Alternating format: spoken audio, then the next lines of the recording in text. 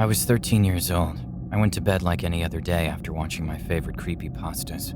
The truth is, I had a hard time falling asleep. I kept thinking about a Jeff the Killer video.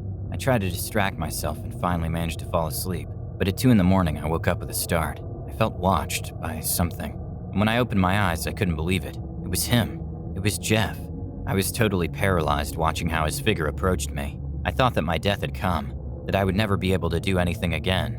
But no, Jeff stood next to me and touched my forehead. He did a ritual by staring at me, and then he just said, "Go to sleep." I couldn't say anything at all, and when I reacted, he was already gone. I went back to sleep thinking I was dreaming, and that same feeling I had when I woke up. I continued with my routine, still thinking about it.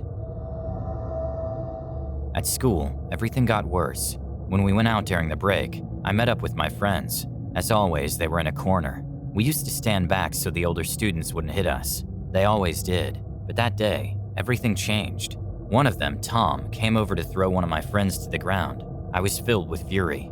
Normally, the fear invaded me just seeing them. But that day, I was out of my mind. Tom was coming closer, and I was getting more and more angry. I got in the middle of them, and without saying a word, I punched him. In doing so, I was surprised at my own strength. I didn't know I had it, and I didn't know I knew how to use it. From that moment, we exchanged several blows, until I saw a colleague eat an apple with a knife, and I took it from her hands. Everyone around us was freaking out. Some yelled at me to please stop. Others just couldn't speak. I was determined to kill him, to plunge the knife into him, and leave not a drop of blood on his body. But 2 guards from the center grabbed me and took it away from me. Immediately, the director expelled us forever. I returned to my house, not at all sorry for what I had done, and when I entered the house, I continued with my function. On the sofa, I found my sister with her boyfriend. I never liked that boy, so without a word, I went into the kitchen, came back with a knife, and stuck it in his stomach. My sister's screams could be heard for miles, so I got into the bathroom and without thinking, I cut the folds of my mouth to make my smile wider. Blood ran down my shirt like a river, but there was no pain. Then I looked in the mirror, and I saw another person. It was Diego the killer.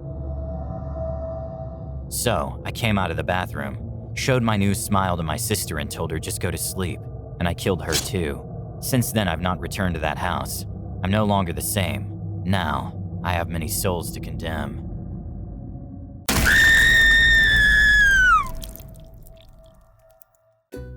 If you enjoyed this video, don't forget to like it. And if you want to see more Draw My Life videos, subscribe to our channel.